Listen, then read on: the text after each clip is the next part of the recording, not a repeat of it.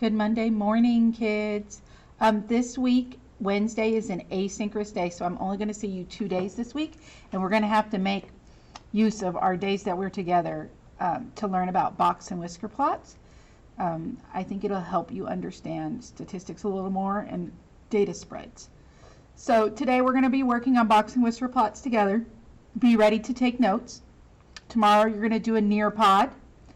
On Wednesday, you have an activity on big ideas to complete. It's a 10.4. I think it's like 4 questions, but make sure you show your work on a separate piece of paper and attach not only a picture of your work, but a screenshot of your results to the Google Classroom assignment.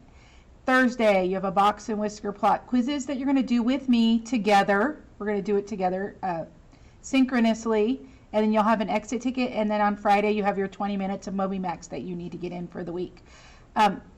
Can't wait to get through this week with you. We're going to have a lot of fun.